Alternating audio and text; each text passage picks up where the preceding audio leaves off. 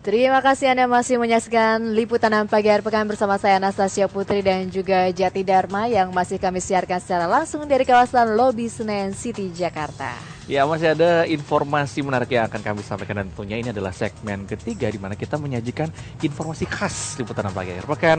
Di Kopi Pagi ini ada terkait dengan tentara sama polisi yang lagi-lagi bentrok dan nama baiknya kembali tercoreng ini. Iya, dan gara-gara saling pandang antara polisi dan TNI ini kemudian ini ya beda persepsi barangkali ya, sehingga ini berujung pada perusakan. Dan kira-kira apa ya tanggapan warga atas kisru yang terus-menerus terjadi? Ya, kita ikuti bersama dalam segmen Kopi Pagi, komentar pilihan Liputan 6 Pagi.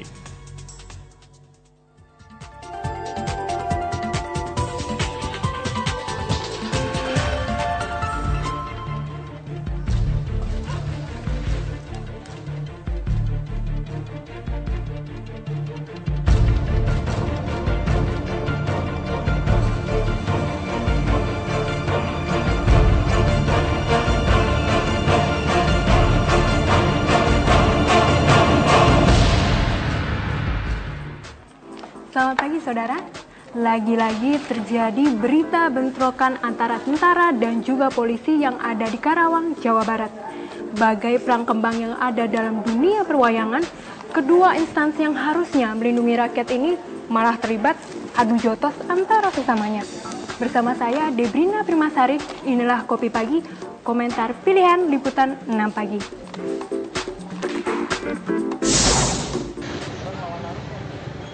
Sungguh memalukan, tapi itulah yang kembali terjadi.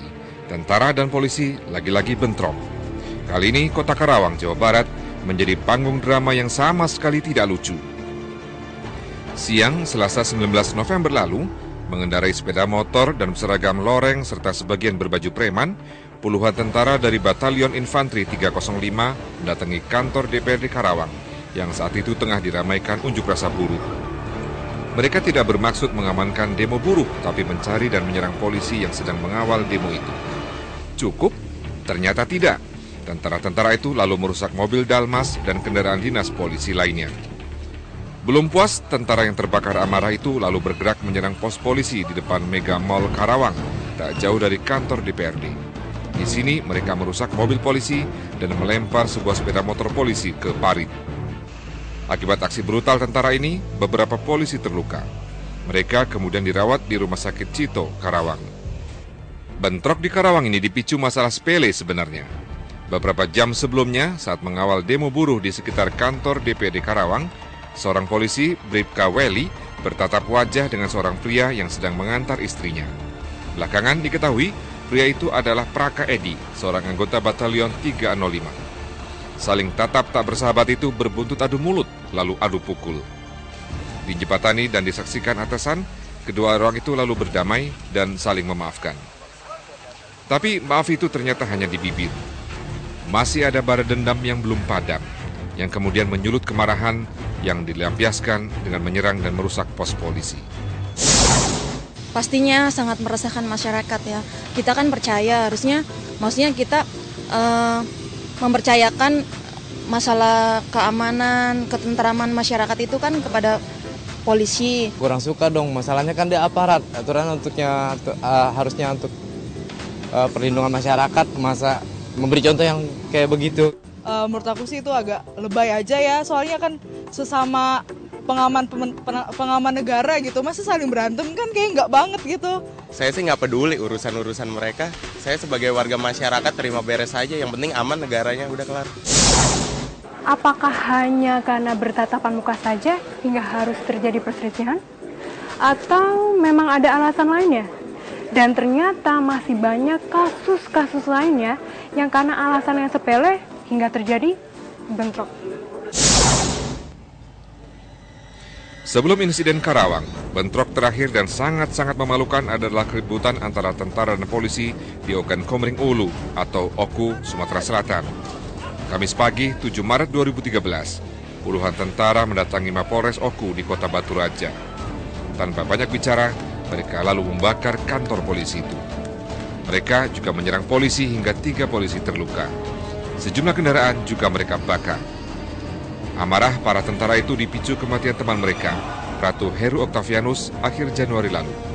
Saat itu Heru kabur saat hendak ditilang polisi karena pelanggaran lalu lintas, hingga terjadilah penembakan oleh seorang polisi. Meski kasus penembakan itu diproses secara hukum, rekan-rekan Heru tak puas, hingga terjadilah anarki di Mapolres Oku. 21 April 2012, bentrok antara tentara dan polisi terjadi di Gorontalo. Pemicunya pelemparan batu dan botol oleh orang tak dikenal terhadap polisi dari Satuan Brimob yang berpatroli. Akibat pelemparan itu, 2 polisi terluka. Dalam razia balasan, 4 tentara dari Kostrad terkena tembakan yang dilepaskan polisi. Belakangan, salah satu tentara, Prada Firman, meninggal dunia. Jauh hari sebelumnya, 15 Desember 2010, di Tual, Maluku Tenggara, polisi lalu lintas bentrok dengan sejumlah tentara Angkatan Udara.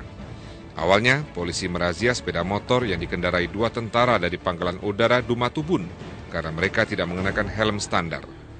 Kedua tentara itu malah kabur. Polisi mengejar dan memukul salah seorang tentara. Tidak terima pemukulan itu, rekan-rekan tentara itu balas menyerang dan merusak sebuah pos polisi. Namun pemicu bentrok polisi dan tentara di negeri ini tak melulu hal-hal serius. Bahkan lebih sering masalah sepele lah yang jadi penyebab. Kejadian di sebuah tempat karaoke di Depok, Jawa Barat pada 18 Oktober lalu misalnya. Gara-gara saling minta rokok, seorang tentara terlibat keributan dengan polisi dari Brimob Kelapa II. Akibat cekcok itu, 3 orang terluka. Masih banyak kasus keributan yang melibatkan tentara dan polisi. Terlalu banyak bahkan, sehingga sangat cukup untuk mencoreng wajah TNI dan Polri. 2 institusi negara yang sama-sama dibayar dengan uang pajak rakyat untuk memberi rasa aman bagi masyarakat. Lalu, bila mereka sibuk saling memusuhi, saling melukai, bagaimana mereka bisa melindungi masyarakat? Mungkin petinggi-petinggi Polri, petinggi-petinggi TNI, atau mungkin juga Presiden juga bisa turun langsung mengatasi ini. Soalnya ini sangat memalukan juga kan. Minta deh kepada pimpinannya agar bertindak lebih tegas lagi terhadap bawahannya. Mungkin tahu ada kesenjangan sosial atau apa gimana gitu yang membuat mereka saling bertengkar. Harusnya sih Presiden turun tangan langsung karena kan TNI dan Polri itu komandonya dari Presiden. Jadi Presiden mengurusin mereka langsung dengan cara dialog. Percaya, karena bagaimanapun juga ini kan negara Indonesia, harusnya saling bersatu, saling membantu untuk mengayomi masyarakat. Mudah-mudahan.